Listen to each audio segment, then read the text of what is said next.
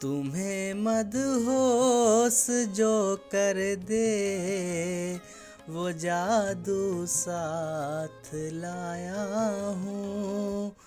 तुम्हारे चाहने वालों के आंसू साथ लाया हूँ। मेरे परदेसियों सौगात में देने तुम्हें यूं ही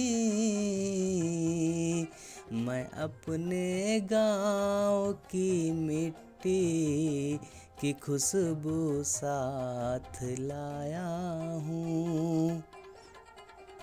दोस्तों, आइए ले चलते हैं आपको दिल्ली हाट और दिखाते हैं हाथों की शिल्पकारी, और वो भी अदब के अंदाज में। जीते हैं लफ्ज़ों और चित्रों के संगम को। बस चंद मिनट चाहिए आपके, जो मुझे और मेरी कोशिशों को हौसला अफजाई देंगे। कहते हैं खुदा जब हुस्न देता है नजाकत आ ही जाती है। मेरे पास हुस्न नहीं, बस चंद अल्फाज हैं जो रूह को सुकून देते हैं, और इसी रूहानियत से आपको रूबरू कराना चाहता हूँ। आइए दिल्ली हाट में आज लद्दाख के शिल्पकारों कारीगरों की मेहनत से सजाई इस औद्योगिक महफिल में आप सभी का स्वागत है। काफ़ी रंग बिरंगी उकेरी गई शॉल, मूर्तियाँ, घर की तमाम सजावट के लिए खूबसूरत शिल्पकारी शायद ही कहीं देखने को मिलेगी। वैसे भी दिल्ली कई राज, कई अवशेषों और कई खंडहरों को समेटते हुए मुस्कुराती है। दिल्ली कई बार उजड़ी, कई बार बनी। इसका इतिहास अपने आप में सभ्यताओं को गले लगाकर हंसते हुए रोने के नाम रहा है। बशीर बद्र कहते हैं ना कि मैंने दरिया से सीखा है पानी की ये पर्दादारी, ऊपर ऊपर हंसते रहना, गहराई में रो लेना। शायद इस शहर की कहानी ही यही रही है। आप वीडियो के चकाचौंध के पीछे के इतिहास को समझ सके, शायद इसलिए मैंने ये बातें की। महज 30 रुपये टिकट के साथ अंदर जाने की इजाज़त मिली, और बस दिल किया वीडियोज के माध्यम से कुछ दृश्यों से आपको दिल्ली हाट से रूबरू करा सकूं।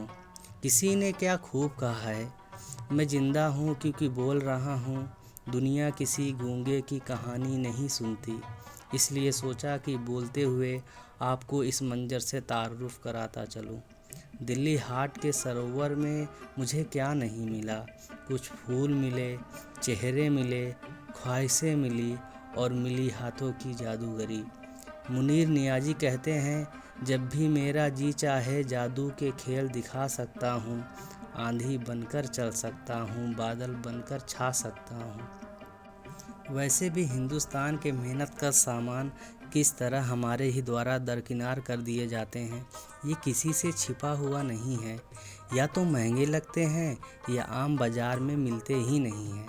अफसोस होता है हम चाइनीज़ वस्तुओं की चमक के आगे अपने मुल्क की संजीदगी और कलाकारी को समझने में हमेशा भूल करते आए हैं। भूलना बहुत व्यापक शब्द है। जमाल एहसानी के तर्ज से समझते हैं कि याद रखना ही मोहब्बत में नहीं है सब कुछ, भूल जाना भी बड़ी बात हुआ करती है। खैर, कुछ जगह इमारतों से प्यारी लगती हैं, कुछ वहाँ मौजूद प्राकृतिक सौंदर्य से, कुछ वहाँ की सजावट से, और कुछ वहाँ के लोगों से हसीन लगती हैं।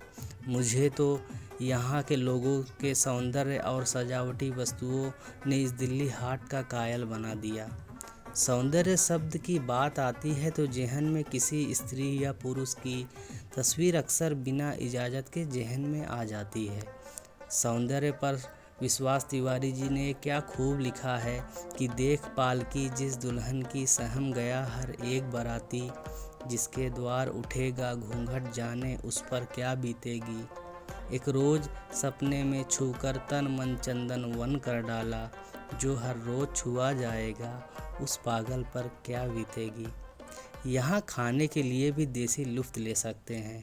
मोटे अनाज से बने खान पान किसी के भी मन को जीवंत कर देंगे। इस जगह की सबसे अच्छी बात लगी कि सब कुछ बड़ी खूबसूरती से सजाया गया है। छोटी सी जगह ज़रूर है, लेकिन कई मायने में ये बेहद ख़ास लगती है। देखिए महाराज, हर इंसान का किसी भी जगह को लेकर किसी इंसान या वस्तु को लेकर सबका अपना अपना नज़रिया होता है और राय भी मुख्तलिफ हो सकती है। अब जैसे मेरे दो मित्र हैं, अर्पित और अमित भाई, दोनों सामने किसी स्त्री को देखते हैं। दोनों को एक ही स्त्री में दो अलग अलग बातें हसीन लगती हैं। अर्पित कहते हैं कि मेहंदी का जब रंग चढ़े तो गहरा अच्छा लगता है, चाहत का दरिया तो अक्सर ठहरा अच्छा लगता है, अपनी काली जुल्फ़े थोड़ा चेहरे पर बिखरा लीजिए, चांद के ऊपर काली घटा का पहरा अच्छा लगता है। अमित साहब कहते हैं कि सामने देखकर मुंह न मोड़ा करो, दिल ये नाजुक है इसको न तोड़ा करो, रेशमी डोरियां कैद कर लेती हैं, अपनी जुल्फ़े खुली यूं न छोड़ा करो। सोचिए ना, दोनों लड़कों में उसी स्त्री के जुल्फ़ों की अलग अलग अंगड़ाइयाँ पसंद आ रही हैं। किसी को जुल्फ़ का चेहरे पर होना तो किसी को बंधा हुआ होना अच्छा लगता है। खैर, दिल्ली हाट का सफ़र का जिक्र करने के बजाय मैं कहाँ सौंदर्य के समंदर की बातें करने लगा। पर क्या करूँ साहिब, बातों बातों में ख्याल ही ना रहा। वैसे भी सौंदर्य और प्रेम से बढ़कर इस दुनिया में कोई जाति बनी ही नहीं है। नफ़रत और मोहब्बत की लड़ाई में नफ़रत सिसकियाँ लेती हुई मोहब्बत को गले लगाते हुए मुस्कुराती है। इमरान प्रतापगढ़ी ने क्या खूब लिखा है कि ये दुनिया नफ़रतों के आखिरी स्टेज पर है, इलाज इसका मोहब्बत के सिवा कुछ भी नहीं है। वैसे भी हिंदुस्तान की ज़मीन पर मोहब्बत की फसल हमेशा से उगती आई है और हमेशा ही उगती रहेगी। ये सनातन अनाज उगाती है, सूफीवादी फल देती है, बौद्धवाद मिट्टी की सुगंध में नज़र आता है, फूलों में ईसाइयत की महक नज़र आती है और नानक जी की जिंदा दिली इस हिंदुस्तान के गुलशन को गुलनार करती है।